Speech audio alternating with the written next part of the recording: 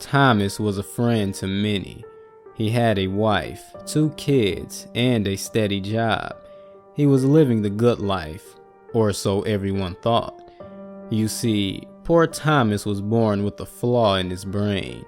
Since he was a small child, he was paranoid of everything. He saw demons where there were only shadows. Every day he would cry for someone to save him from non-existent ghouls. Once, his teacher had to call his parents after he climbed a tree to save himself from another figment of his imagination. "But Mom," he would say afterwards, "it's going to eat me, Mom." This will continue his whole life, but a long life is never a guarantee. Thomas woke up suddenly. He had a wicked headache and couldn't stop shaking. He closed his eyes, hoping it was all just a hellish dream, but no such luck. As he opened his eyes, he heard a terrible noise, a mix of moans, cries, and roars. As the sound grew louder, his headache became more and more painful until he felt he needed to scream, and so he did. Unfortunately, when he finished his crying, the growling grew louder, like a hungry beast that just found its prey, a cry of victory. "Oh, God, no," was all Thomas could muster. As he turned around, he saw a sight that would haunt the rest of his life. Horrible, grotesque monsters were watching him with horrid grins. Of course, that was only the monsters that could grin. Some had faces so deformed they couldn't even hope of making expressions. Thomas turned around again to see an older man. He had a terrified expression on his face. "What are you doing? Don't you see those horrible creatures? Follow me." Thomas ran. What other choice was there? He could only hope this man was on his side. As they ran, Thomas took note of his surroundings. A pine forest.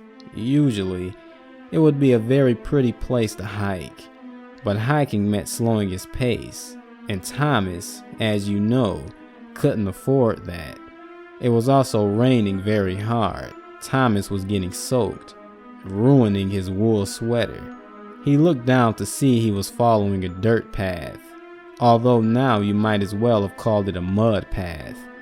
The two were getting tired of running, but fear for their very lives kept them going.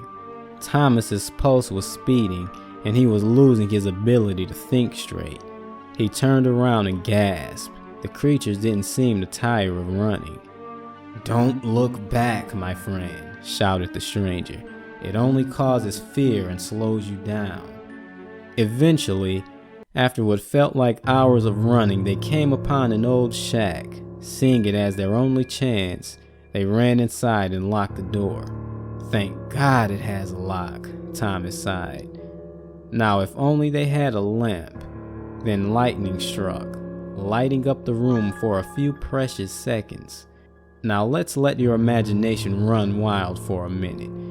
Guess what was in the shack? Blood and gore all over the walls, saws and knives everywhere, monsters hiding, waiting for an ambush. Although those options could be potentially exciting, I cannot lie to you. All there was in the shack were a few barrels of wine and some sketches of trees. Then there was a bang at the door. The door began to splinter and crack. The two men screamed in a very unmanly fashion. Did you really believe a silly lock could stop those hungry beasts? The old man turned and smashed the window. "Go," he yelled. "It's me they're after." Thomas jumped out the window while the monsters were distracted by eating his partner. If Thomas were a luckier man, he could have made a clean getaway. Maybe there would be a village he could take refuge in. Sadly, that was not the case. Thomas cut his hand climbing out the window. The monsters reacted like sharks. They could smell his blood. His friend was only the appetizer. And so the chase continued. This is sadly all the information I have regarding my dear friend Thomas, except the other day I found this. It's not much, but you must agree it sounds familiar. To this day, something worries me. As we both know, Thomas hallucinated a lot. Could this be all a freakish nightmare he dreamed up? I sure hope not. I'd hate to know I was just a figure of Thomas's imagination.